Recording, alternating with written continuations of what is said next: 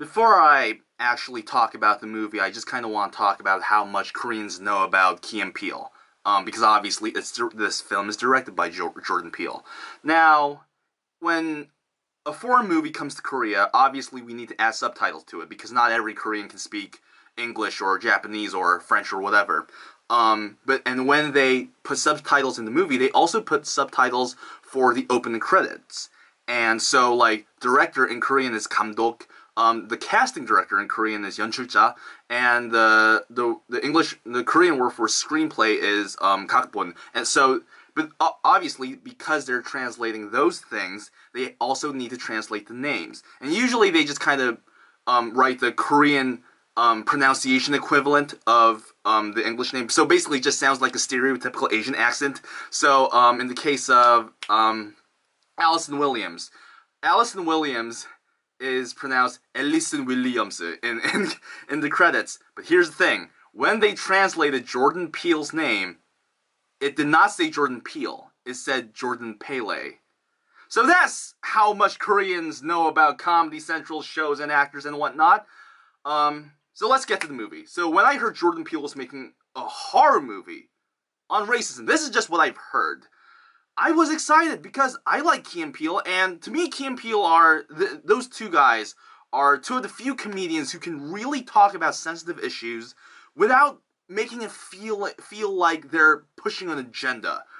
They always kind of attack both sides, and they know how to be centrist, and they know how to criticize both sides and come down to a really funny but authentic conclusion about their surroundings and when it comes to the things they observe. But still, I was worried because movies are different. There needs to be a narrative, and if it's going to be a horror movie, that's a totally different game. And I wasn't really sure what I want to see, so I waited 3 fucking months to see this shit because it did not come to Korea until now. 3 months! You would think in this day and age, every single film will be distributed throughout the world, except for certain religious countries in North Korea, at the same time, but no. I guess Koreans didn't want to see a movie about a black guy. But it turns out it's actually a huge hit in Korea. It's actually the #1 film at the Korean box office right now. And turns out Koreans are really interested in interracial relationships and films about racism and whatnot. You know, who would have thunk that a country as xenophobic as Korea would love stuff like this?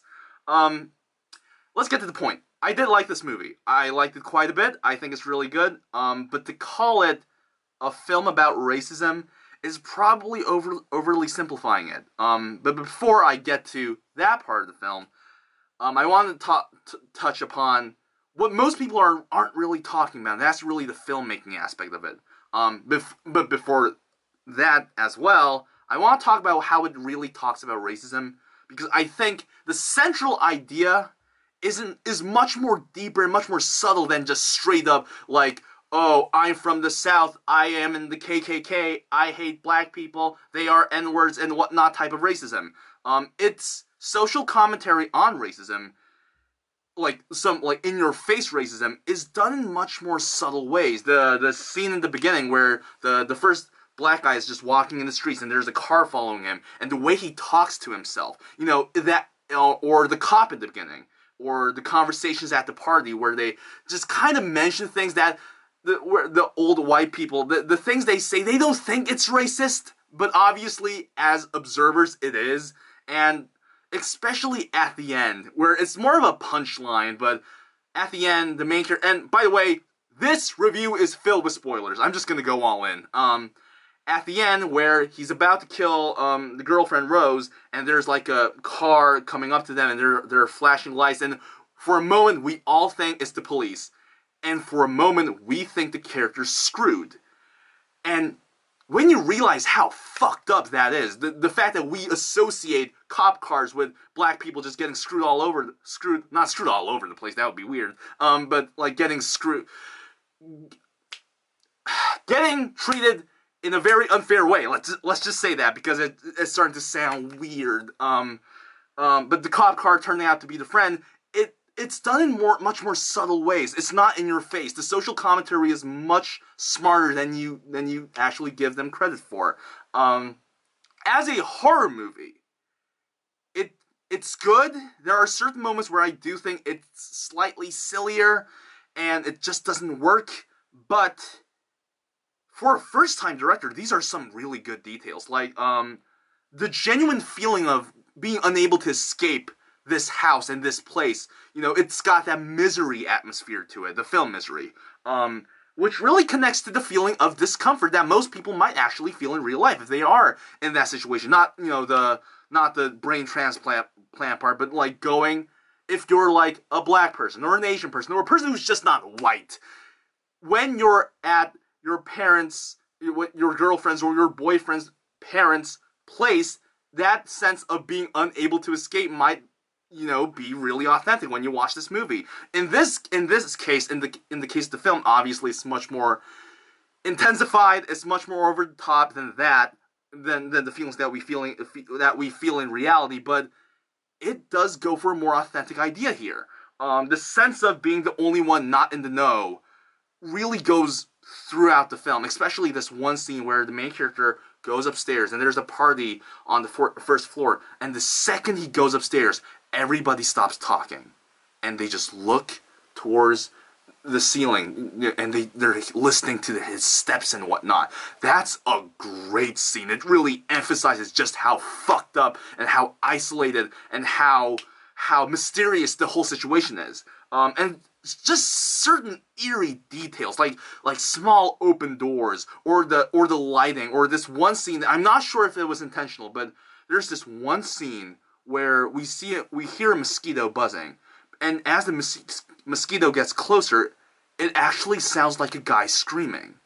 I'm not sure. I might have been the only person who'd have noticed that. I might be wrong, but that shit was fucking intense. And thankfully, the film is not just a straight-up horror movie. There is some Key and Peele-style humor throughout the film, which makes it much more of a genre film. It makes it feel more like Evil Dead or Shaun of the Dead, or one of those movies, which really elevates this film as a better movie. It's not simply a psychological horror movie with a deeper social idea behind it. It's trying to be this great entertainment piece, which kind of makes it into this artistic B movie.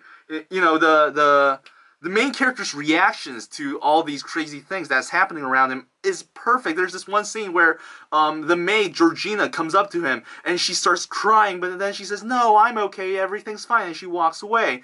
And the main character's reaction is priceless. He just says, "This bitch is crazy. I don't know what the fuck's going on." And just small things like that. Again, great subtle humor. And again, certain specific details, like the scene around the end where the Allison Williams character Rose is just sitting on her bed, and she's got this great posture going on. She's typing in about black basketball players, and she's listening to the Dirty Dancing soundtrack while eating dry Fruit Loops.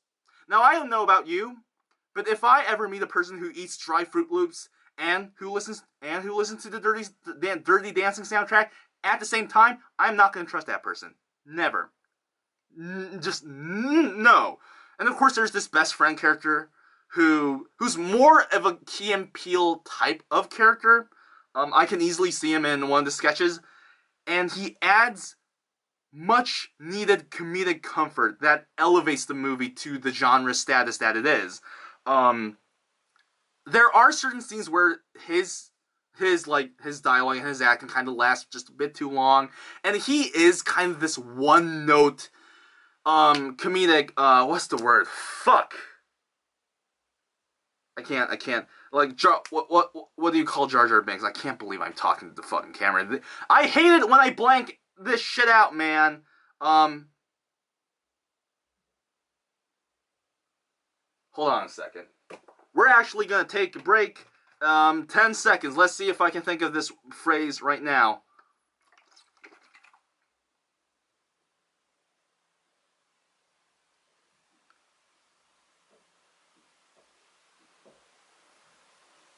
comic relief. Fuck, that's the word. Comic relief.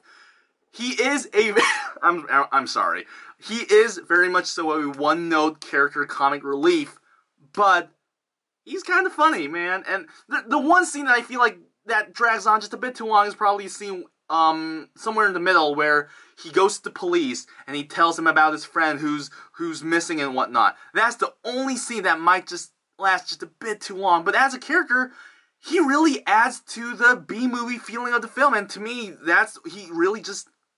I think he's a good thing. I think he's a good element to the film. Now let's get to the main social thing that the film is trying to do anyways. Oh, and by the way, just so you know, the way the horror and the comedy really melds together, it honestly feels like Twin Peaks. There's a lot of Twin Peaks here. There's a lot of David Lynch here. And for a first-time director, the fact that he nailed that is honestly extremely impressive. I don't think the film is about racism, although it has certain moments that's trying to talk about racism. But rather, I think it's one of two things. It's either it's theorizing about what provokes racism, or it might be about this distorted view that people who aren't black have about black people. In this case, when it comes to what provokes racism, it might be jealousy. Which honestly adds, again, a comedic level to the film that Jordan Peele is obviously trying to go for. But when it comes to the distorted view on the black community and whatnot, I think that's where the film really gets much more interesting.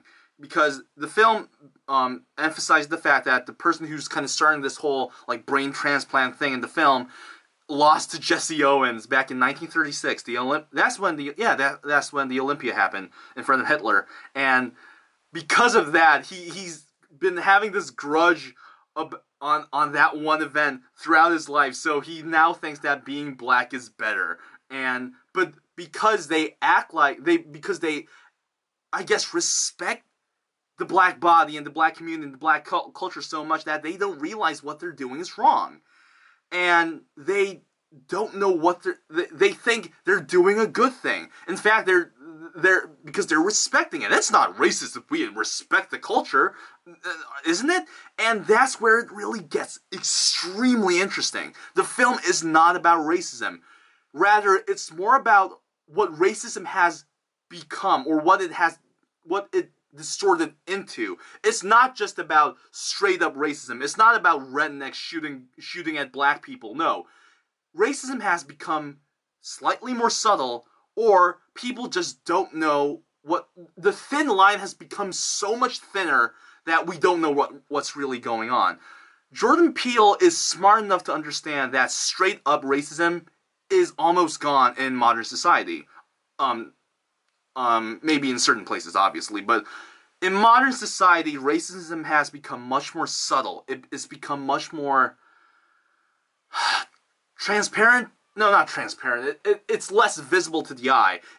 There are subtle inflections in the way we speak and the things we do that adds to this problem.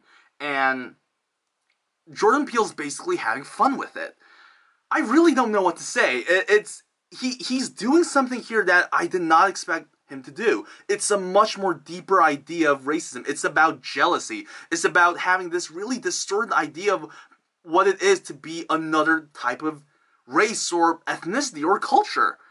It really isn't about racism. Rather, it's more about how we have this totally fucked up view or totally made up idea of what it is like to be part of another culture. It can be about anything. There's this scene where one of the rich white guys says, "Well, I don't know why we particularly choose black people. The fuck do I care? The fuck if I care if it's going to be an Asian guy or whatnot." That's really the main scene that I really want to focus on, because the film is trying to say this is way more than this is beyond race.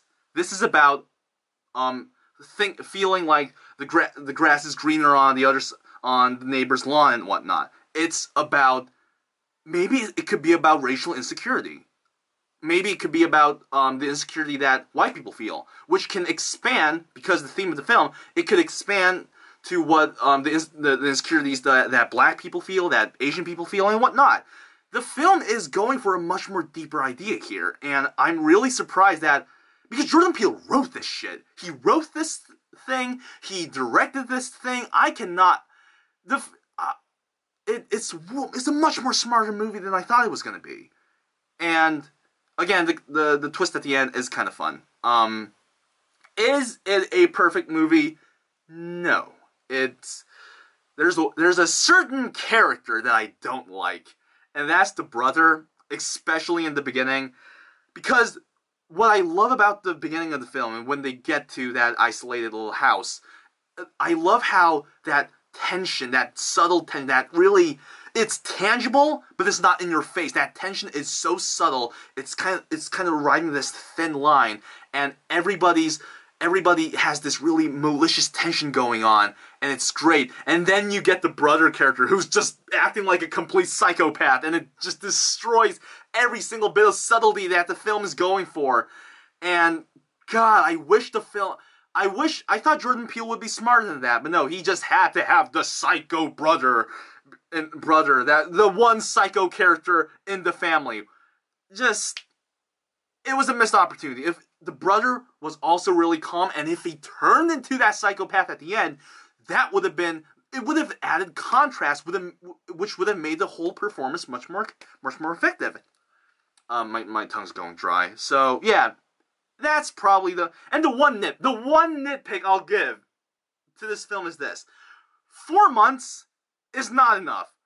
You do not go to your lover's parents' house after 4 months of dating. It should at least be 8 months or 9 months. I never had a girlfriend in my whole life, but I'm pretty sure 4 months is too fucking close. At that point, you're not even a couple. You're just kind of pondering around this idea of this relationship. But that's about it. It's a solid 3.5 out of 4. I can easily see this becoming like a modern cult favorite for some people in the future. But who knows what's going to happen. But I'm definitely looking forward to what Jordan Peele's going to do. Whether it's going to be another horror movie or something smarter. Because I feel like with this film, he's showing a lot of signs of extremely deep-rooted talent.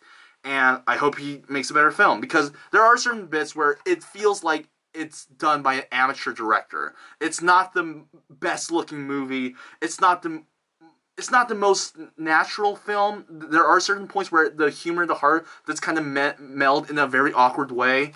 But overall, it's fucking solid. And it's one of the best debuts I've seen in a while. So, we'll see what happens. Get Out. 3 months late, but here it is. Why the fuck not? 3.5 out of 4. Bye.